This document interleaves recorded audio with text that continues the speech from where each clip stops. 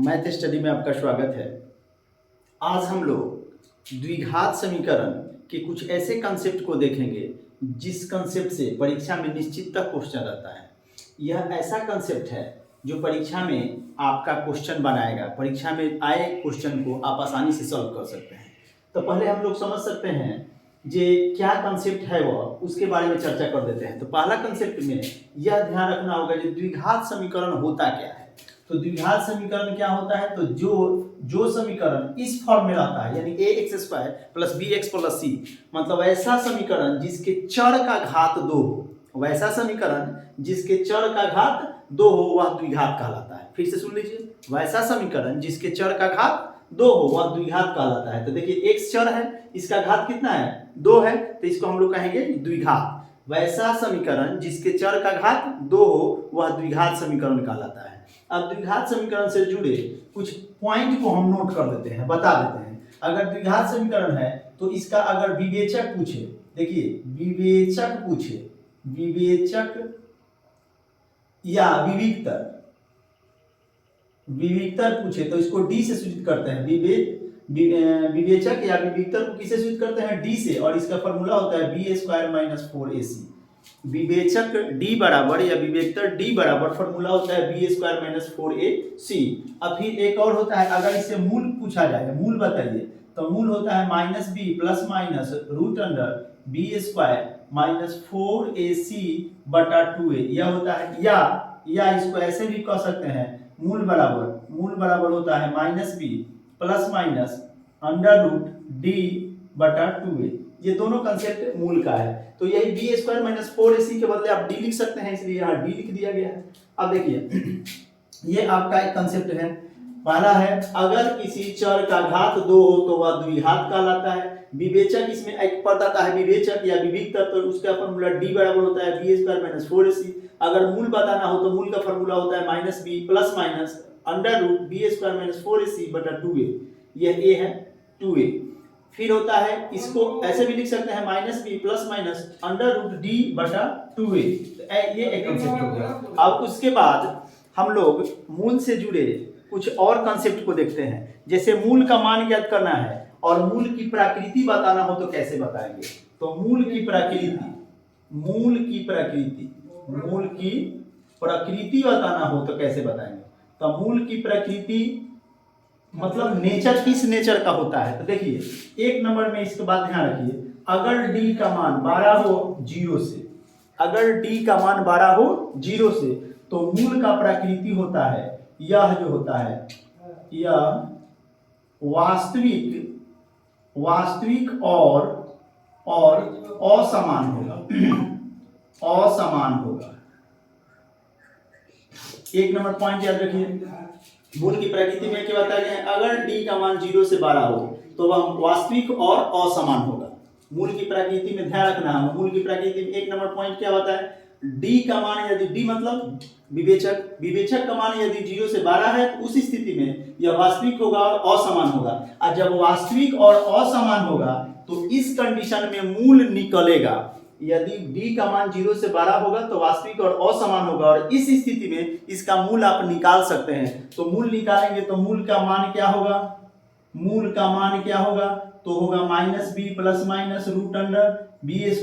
- 4ac/2a। कब, जब d का मान 0 हो, बड़ा हो 0 से, तब उस स्थिति में मूल का मान होगा और वह इस सूत्र से निकाल के प्राप्त कर देंगे।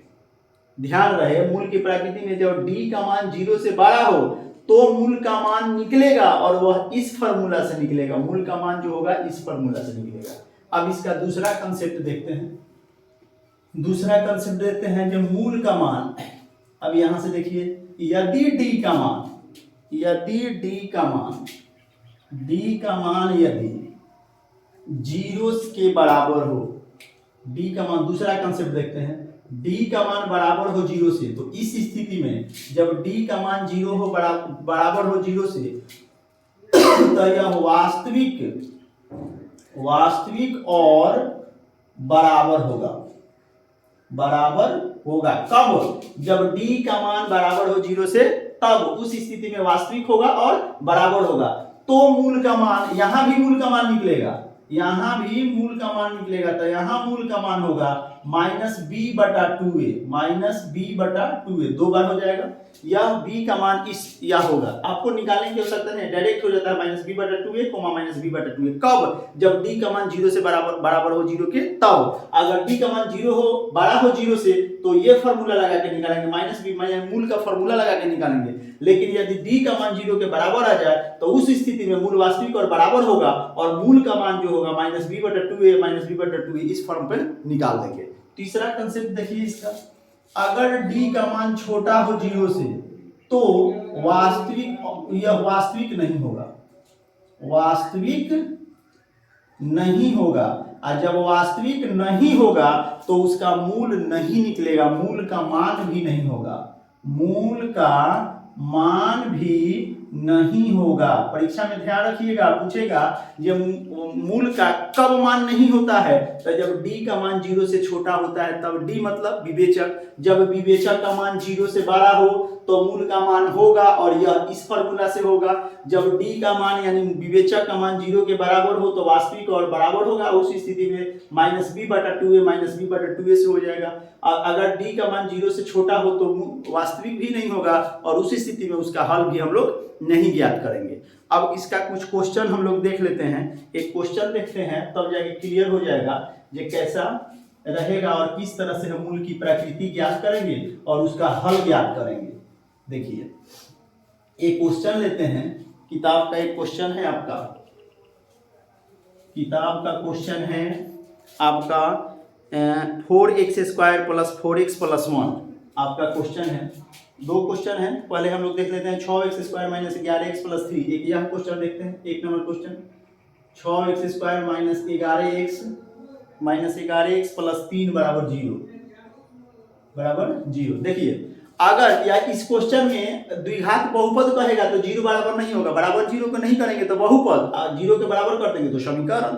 देखिए घात 2 है। अब देखो यहाँ x² में जितना से गुना रहे वह a का मान होता है, x में जितना से गुना रहे वह b का मान होता है, अचर पद जो रहे वह c का मान होता है। फिर से एक बार सुन लीजिए, जो x² का गुणांक हो वह a का मान होता है, जो x का गुणांक हो मतलब जो x² में गुना हो वह a का मान होता है, जो x में गुना हो वह b का मान होता है, जो अंत में हो वह c का मान होता है।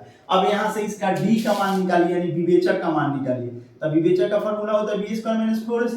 b का मान है -11, तो -11 का स्क्वायर -4, a का मान है आपका 6 और c का मान है 3, तो 3 11 का माइनस का स्क्वायर प्लस, माइनस का जब स्क्वायर करते हैं तो प्लस हो जाता है, तो माइनस के स्क्वायर प्लस माने 121 हो गया, और माइनस 11 का स्क्वायर 121 हो गया, 4 6 का 24 है, 24 3 72 हो गया।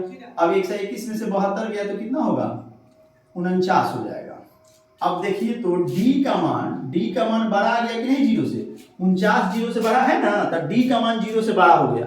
तो जब d का मान 0 से बड़ा हो जाए तो उस स्थिति में इसका मूल निकलेगा। जब d का मान 0 से बड़ा हो जाए तो इसका मान निकलेगा, यानी इसका मूल निकलेगा, और जब छोटा हो जाता तो नहीं निकलता, और जब 0 के बराबर हो जाता तो एक दूसरा एग्जांपल लेके उसको दिखाते हैं।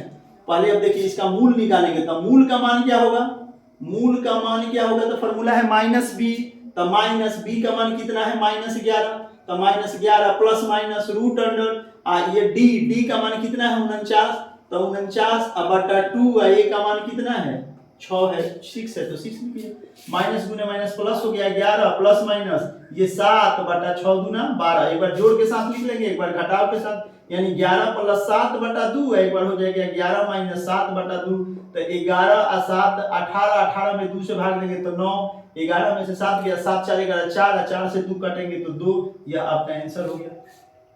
फिर से समझ लीजिए, ये क्वेश्चन हुआ, अगर यहाँ से कहेगा जब मूल की प्रकृति बताए तो ये प्रकृति निकलेगा, d का मान 0 से बड़ा है तो मूल का वैल्यू निकलेगा।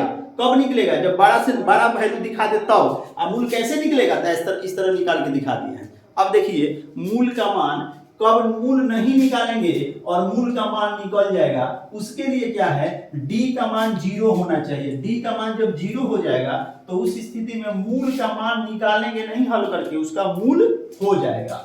अब जैसे आपका दूसरा क्वेश्चन है 4x², दूसरा क्वेश्चन है 4x² + 4x plus 1 equal to 0। मान लीजिए क्वेश्चन हुआ तो a का मान कितना होगा, x स्क्वायर का जो गुणांक होता है वह a का मान होता है, x का जो गुणांक होगा वह b का मान होता है, अचर पद जो रहे वह c का मान होता है। अब यहाँ से d का मान निकालेंगे, d बराबर हो जाएगा b स्क्वायर माइनस 4ac।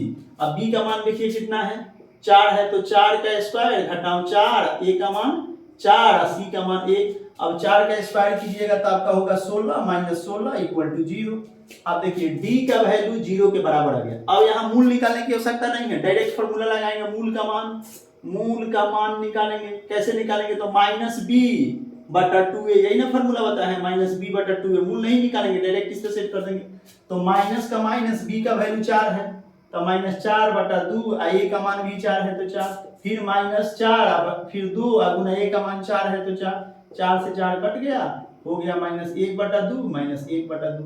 यह कब करेंगे, जब d का वैल्यू 0 के बराबर आ जाए तब करेंगे। जब d का वैल्यू 0 से छोटा आ जाए तो हल नहीं करेंगे उसका, डायरेक्ट उसका मान निकलने ही नहीं जाएगा, वो खत्म हो जाता है।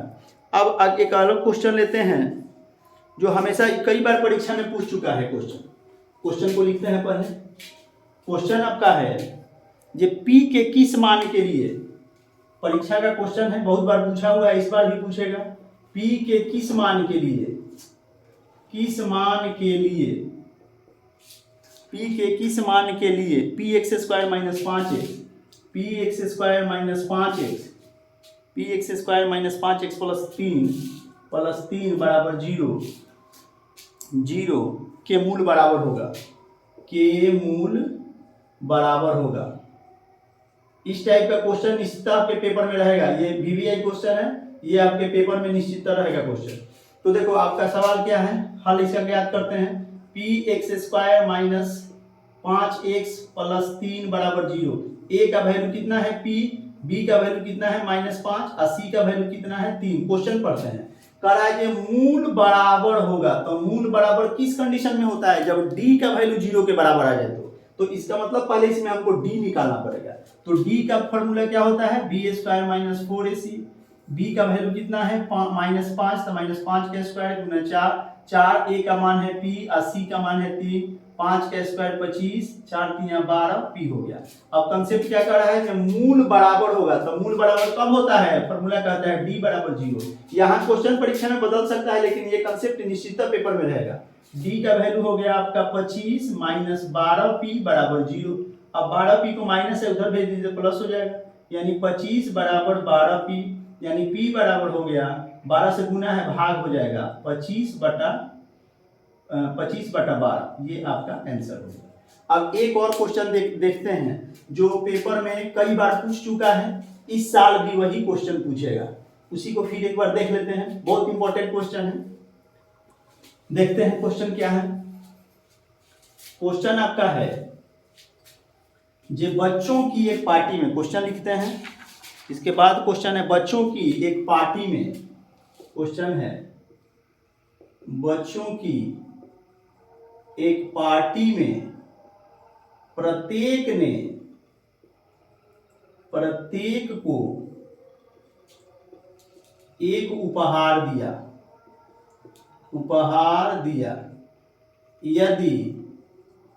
यदि उपहारों की संख्या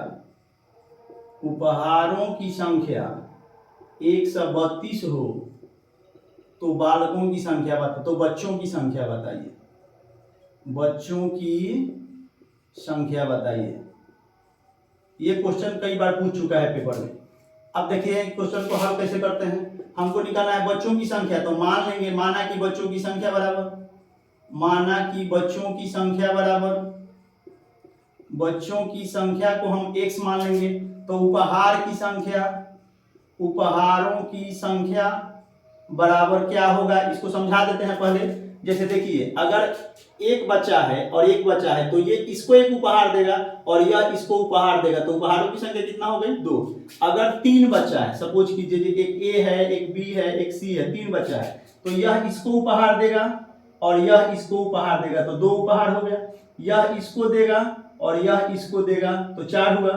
फिर यह इसको देगा और फिर यह इसको देगा, यानी 3 बच्चा है तो उपहार की संख्या 6 हो रहा है। तो 6 कैसे हो रहा है, तो बच्चा 3 है उसमें से ए को कम करके गुना कर देंगे तो आ जाता है उपहारों की संख्या। तो बच्चा 3 गो है, ए को कम कर देंगे तो 2, 3 में 2 से गुना करेंगे तो 6 हो गया। उसी तरह देखो बच्चों की संख्या कितना है, x है, तो यह x रहेगा और उससे 1 कम करके गुना किया जाता है, तो इसमें भी 1 कम करके गुना कर दीजिएगा तो उपहारों की संख्या हो जाएगा।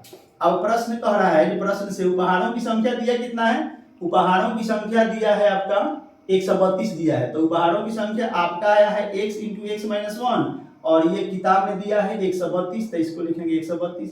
अब यहाँ से द्विघात समीकरण के फॉर्मूला से हल कर देंगे, x² माइनस x में 1 से गुना होगा तो x प्लस 132 से इधर आएगा तो माइनस 132 इक्वल टू 0। अब इसको फैक्टर तोड़ देंगे, x² minus 12x plus 11x minus 132 बराबर 0। कैसे फैक्टर तोड़ते हैं, इसका गुणनखंड निकालते हैं, बीच वाले को इस प्रकार लिखते हैं कि गुना करने पर यह आ जाए, तो 12 माइनस 12 में 11 से गुना करेंगे तो माइनस 132 और जोड़ घटाव करने पर बीच वाला आना चाहिए। तो देखिए 12 माइनस 12x में से 11x घटाएंगे तो माइनस x बचेगा। अब इसको सॉल्व कर देते हैं, अब यहाँ से x का वैल्यू निकाल दीजिए, वही आपका आंसर हो जाएगा। तो आपका यहाँ से x कॉमन कर देंगे, तो दोनों में से x कॉमन निकाल लीजिए, x कॉमन निकालेंगे तो यहाँ x बचेगा, यहाँ 12 बचेगा, तो x माइनस 12 हो गया और दोनों में से 11 कॉमन करेंगे तो माइनस 11 कॉमन कर लीजिए, तो यहाँ बचेगा x माइनस फिर यहाँ 12 बचा, 11 के पारा 12 बार पढ़िएगा ना तो ये आ जाएगा, प्लस 11 कॉमन करते हैं। अब यहाँ हो गया आपका x माइनस 12, दोनों में से फिर एक कॉमन कर लेंगे, एक बचेगा उसको लिख लेंगे x प्लस 11 इक्वल टू 0। अब एक पहला बराबर 0 एवं दूसरा बराबर 0, जब दो गुणनखंड 0 के बराबर हो तो पहला भी 0 के बराबर होता है, दूसरा भी 0 के बराबर होता है, यानी आपका हो गया x माइनस 12 बराबर 0 एवं हो गया x प्लस 11 बराबर 0। तो x माइनस 12 है तो उधर प्लस 12 एवं x प्लस 12 है इधर माइनस 11।